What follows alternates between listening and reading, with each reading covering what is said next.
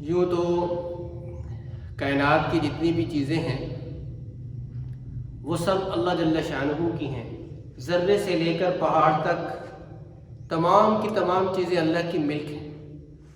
لیکن اس کائنات میں ایک چیز ایسی ہے جس کو اللہ تبارک و تعالیٰ نے بھی یہ فرمایا کہ یہ میری ہے، اور وہ ہے مسجد.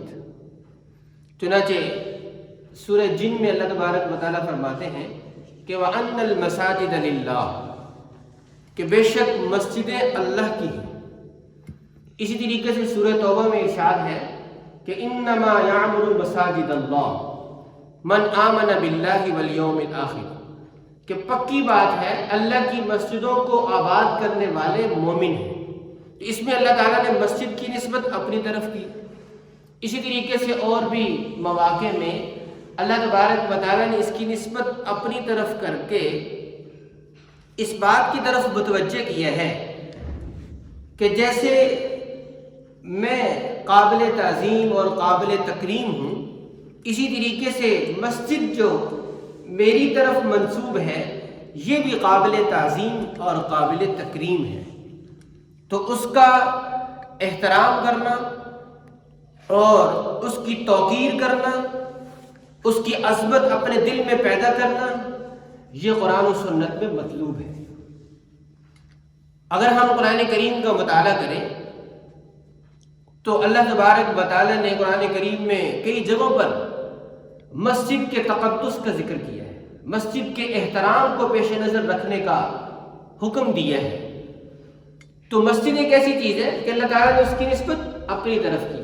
حدیث میں آتا ہے کہ مسجدیں اللہ کا گھر ہے، تو اس میں بھی اللہ تعالیٰ نے اس کی نسبت اپنی طرف کر دی. اور ایک حدیث میں آتا ہے کہ مسجد میں آنے والے یہ اللہ تبارک و تعالیٰ کے مہمان ہیں. اللہ تعالیٰ جنت میں ان کے لیے صبح و شام جو اکرام کے طور پر، مہمانی کے طور پر انہیں کھانے پیش کیے جائیں گے، اللہ تبارک و تعالیٰ انہیں تیار کر رہے ہیں. تو بہرحال اللہ تعالیٰ نے مسجد کی نسبت اپنی ذات کی طرف کر کے مسجد کی تعظیم اور اس کی تکریم کی طرف اشارہ فرمایا ہے. قرآن کریم میں ہے اللہ تعالیٰ فرماتے ہیں کہ ہم نے جہاد کو کیوں مشروع قرار دیا. اس کی ایک حکمت یہ ہے کہ مسجدیں محفوظ رہیں. چنانچہ ارشاد ہے وَلَوْلَا دَفْعُ اللَّهِ النَّاسَ بَعْضَهُمْ بِبَعْضٍ لَهُدِّمَتْ صَوَامِعُ وَبِيعٌ وَصَلَوَاتٌ وَمَسَاجِدُ، کہ ہم نے جہاد کو اس لیے مشروع کیا کہ مسجدیں محفوظ ہو جائیں. جہاد تین طرح کا ہوتا ہے. ایک تلوار کے ساتھ، اگر دنیا کفر کی طرف سے مسجد پہ حملہ ہوگا تو اسلامی ریاست تلوار سونت کر اس کا مقابلہ کرے گی، حملہ آور کا. اور اگر جہاد کی دوسری قسم وہ ہے جہاد باللسان، یعنی زبان کے ذریعے جہاد. اور تیسری قسم جہاد بالقلم، یعنی قلم کے ذریعے جہاد. اگر کسی مسلمان کی طرف سے مسجد کی بے حرمتی کی جائے گی، مسجد کی بے توقیری کی جائے گی، کسی بھی انداز سے ہو، تو پھر اس کے خلاف زبان اور قلم کے ذریعے جہاد کیا جائے گا. اسے تنبیہ کی جائے گی، سرزنش کی جائے گی کہ مسجد اللہ کا گھر ہے، قابل تعظیم و تکریم ہے، قابل احترام اور تقدس ہے، لہذا اس کی بے حرمتی نہ کی جائے. اب اگر کوئی شخص دیدہ دانستہ مسجد میں گانا باجا چلا کر یا مسجد کے ماحول میں ڈانس وغیرہ کا انتظام کر کے وہ مسجد کی بے حرمتی کرتا ہے، تو اسلامی ریاست کی ذمہ داری ہے کہ اس کے خلاف کارروائی کرے. کیونکہ مساجد یہ اسلام کے شعائر میں سے ہے. شعائر ان علامات کو کہا جاتا ہے کہ جن پر حملہ، اسلام پر حملہ تصور کیا جاتا ہے، جن کی بے حرمتی، اسلام کی بے حرمتی تصور کی جاتی ہے، جیسے کعبۃ اللہ ہے، کتاب اللہ ہے. اسی طریقے سے مسجدیں بھی جو ہیں ان کو بھی حدیث میں بیوت اللہ قرار دیا گیا ہے. تو یہ شعائر اسلام میں سے ہے. تو ان کی بے حرمتی اور ان کے تقدس کو پامال کرنا یہ ایمان کے قطعی طور پر منافی ہے. حدیث میں آتا ہے آپ صلی اللہ علیہ وسلم نے ارشاد فرمایا جو شخص اللہ سے محبت رکھتا ہے اسے چاہیے کہ وہ مجھ سے محبت کرے. جو مجھ سے محبت کرتا ہے اسے چاہیے کہ وہ صحابہ سے محبت کرے. جو صحابہ سے محبت رکھتا ہے اسے چاہیے کہ وہ قرآن سے محبت کرے، اور جو قرآن سے محبت رکھتا ہے اسے چاہیے کہ وہ مسجد سے محبت کرے۔ پھر فرمایا اس لیے کہ مسجد اللہ کا گھر ہے، بابرکت ہے، اس میں آنے والے بھی بابرکت ہیں۔ جو لوگ یہاں نماز کے لیے آتے ہیں اللہ تبارک و تعالیٰ ان کی حاجات میں لگتے ہیں اور ان کے گھروں کی حفاظت کرتے ہیں۔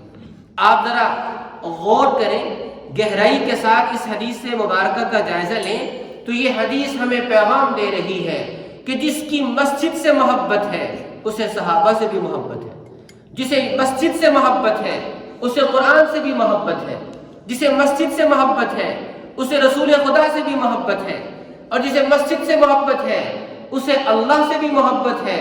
تو اس لیے مسجد کے ساتھ محبت کا تعلق، مسجد کے ساتھ عقیدت کا تعلق، اس کے ساتھ تقدس اور حرمت کا تعلق، یہ انسان کو اللہ سے بھی ملاتا ہے، رسول خدا سے بھی ملاتا ہے، صحابہ سے بھی ملاتا ہے اور قرآن سے بھی ملاتا ہے۔ اور اگر ہم حدیث کے اسی مضمون کو اپوزٹ زاویے سے دیکھیں تو بڑا خطرناک زاویہ صاحب بنتا ہے کہ جس آدمی کا مسجد کے ساتھ عقیدت کا تعلق نہیں ہے، تقدس کا تعلق نہیں ہے، اسے مسجد کی حرمت کا لحاظ اور پاس نہیں ہے، تو پھر اس کا قرآن سے کیا تعلق ہے؟ پھر اس کا صحابہ سے کیا تعلق ہے؟ پھر اس کا رسول خدا سے کس درجے کا تعلق ہے؟ پھر اس کا اللہ تبارک و تعالیٰ سے کس درجے کا تعلق ہے؟ کیونکہ اس حدیث میں تو آپ صلی اللہ علیہ وسلم نے ان ساری محبتوں کو مسجد کے ساتھ محبت میں جوڑ دیا ہے۔ تو اس لیے ہمیں مسجد میں آتے ہوئے بھی پورے مسجد کے وقار اور احترام کو پیش نظر رکھنا چاہیے۔ جب مسجد میں آ جائیں تو دل میں اللہ تبارک و تعالیٰ کے دربار کا دھیان اور اس کا پورا احساس ہمارے اندر ہونا چاہیے۔ اس لیے حدیث میں آتا ہے کہ جب تم نماز کے لیے آؤ تو علیکم بالسکینۃ والوقار، پرسکون طریقے سے آؤ، باوقار طریقے سے آؤ۔ اگر نماز مل جائے تو شامل ہو جاؤ، اور اگر نماز کا کچھ حصہ نکل جائے تو بعد میں پورا کر لو۔ لیکن مسجد کی طرف آتے وقت یہ بات ذہن میں رہے کہ آپ دربار الہی میں آ رہے ہیں، لہذا آپ کو باوقار طریقے سے آنا ہے۔ قرآن کریم میں اللہ فرماتے ہیں کہ ما کان لهم ان يدخلوها الا خائفین، انہیں مسجد میں داخل ہونے کا حق نہیں، ہاں دل خوف خدا سے لبریز کریں تب یہ مسجد میں آئیں۔ اسی طریقے سے آپ صلی اللہ علیہ وسلم نے تو یہاں تک ارشاد فرما دیا کہ اگر تم دیکھو کہ لوگ مسجد میں دنیا کی باتیں کر رہے ہیں ان کے پاس مت بیٹھو، اگرچہ تم باتوں میں شریک نہیں۔ کیوں؟ کہ اللہ کو ایسے لوگوں کی کوئی پرواہ نہیں۔ حضرت عمر رضی اللہ تعالیٰ نے جب دیکھا کہ دو آدمی مسجد میں اونچی آواز سے باتیں کر رہے ہیں تو آپ نے حضرت زید بن ثابت سے کہا کہ ان کو بلا کے لاؤ۔